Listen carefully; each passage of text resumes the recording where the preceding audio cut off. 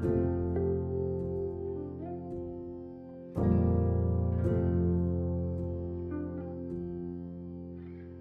my name is Paul Meinersmann, and I am the Technology and Makerspace Director here at the St. George School. And I've been in this role since we started as a district in 2015. Our program with REV has been building a CTE makerspace building. And really that all stemmed from sort of the awareness that we had about students that were sort of getting lost. So we would have some students, like we had at the time, a student was in 5th grade and just wasn't performing well in school, like to the point where he was like not coming to school. And so I started working with him to figure out a little bit of like something else. How could school be different? You know, long story short, like he started coming to school and was engaged, and then was talking about like going to college, you know, things that were not at all in his wheelhouse before that.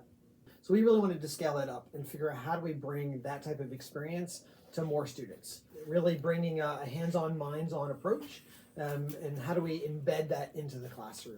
You know, one of the things that's exciting about this project is that when this building is done and we've got the space, because right now we have like 0 capacity. You know, this room is very small, very crowded. There's not room for chairs. Like I had a group of students in here yesterday and I was like, you can't sit down because there's not room for chairs. If there were room for chairs, then you wouldn't be able to fit in here.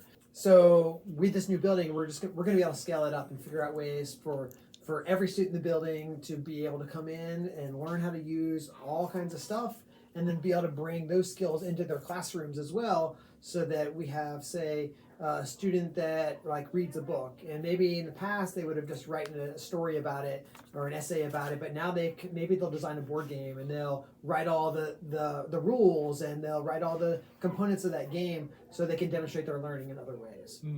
I think one thing is like finding the good story, like, you know, what is it you want to do, and how can you share what you want to do in a way that resonates with people.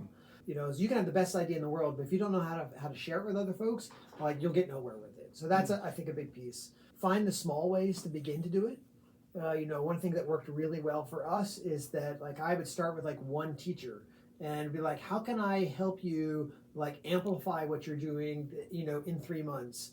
And so I would start working with that one teacher, and then afterwards, again, like telling that story to the rest of the school so that other teachers would be like, oh, that was really cool, and that was really impactful for my students.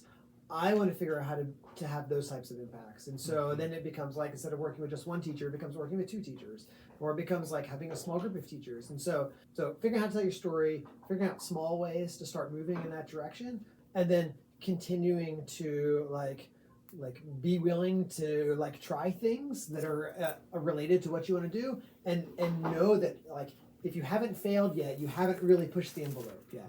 So like that you have to continue to take educational risks to benefit your teachers and your students and your whole community. We have to celebrate like, you know, that you tried something and maybe it didn't work the way you wanted it to, but that's okay. How do you step back and then look at that and be like, okay, what worked well?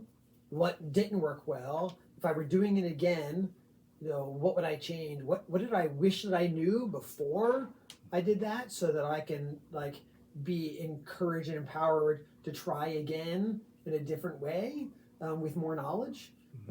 So I mean, I talk to students and teachers all the time about like the value of failure, and using that word, like being very specific about like, let's use the word fail, because right now the idea of failure is like so like shaming, you know, and then like it has to be like failure is a part of the process, you know, and if you aren't failing, you aren't growing. I mean, I think the things that I find really empowering or impactful for me personally are seeing students that don't shine in their traditional classroom all of a sudden be like, holy moly, look what you did. A kid that's like quiet, like doesn't necessarily raise their hand and like isn't super engaged in class, but all of a sudden they like come to you and they show you like this incredible thing they've designed in Tinkercad, and you're like, you weren't, you know, assessing for those skills, so you didn't even know that kid could do that, and you can see that kid's excitement. And so like, so that happens somewhat regularly that kids will surprise us and will be like, oh, like, how can I get you more opportunity to do that? Or how can I challenge you to then take this incredible thing you've done and just take it, even a little bit further? How can I celebrate your success and challenge you to push yourself to the point where you fail a little bit, so that I can then like support you and like, isn't it awesome that you're doing something that nobody else here is doing? And like, it's okay to screw up. It's okay to like get to a point where you're like, I don't know how to do this, or I've created a problem. Like, I don't know. I think anytime you get to a point where you have the right support to fail and be encouraged to like think about it and move forward. I want to see it so that sometimes you can't tell if English class is happening in the shop or if shop class is happening in the English classroom. I want there to be so much integration that things are happening in sort of all kinds of different ways and in different places. I want to see students and teachers that are empowered to come to that space and say, I have an idea, and know that the answer is going to be like, how do we help you make that happen? So that's sort of like within the school. I also want to see our high school students that are served by other districts coming in and say, unprovoked, so to speak, and coming in and saying, I want to do this thing that's incredible. And so that we get to see our younger students, get to see our high schooler students staying connected to our community, all right? And coming up and having independent ideas that they want to work on. So they're like passion projects, if you will. And then I also want to see our adults in the community utilizing that space. Like I have a dream that we'll have adults in the community that will come and use that space outside of school hours, get really excited to like start businesses and like use our equipment to get their businesses started. And then when they get to the point where they're like, oh, like I can take this to the next level, and maybe they go get their own equipment and they move out of the building, and then they come back and they're mentoring students.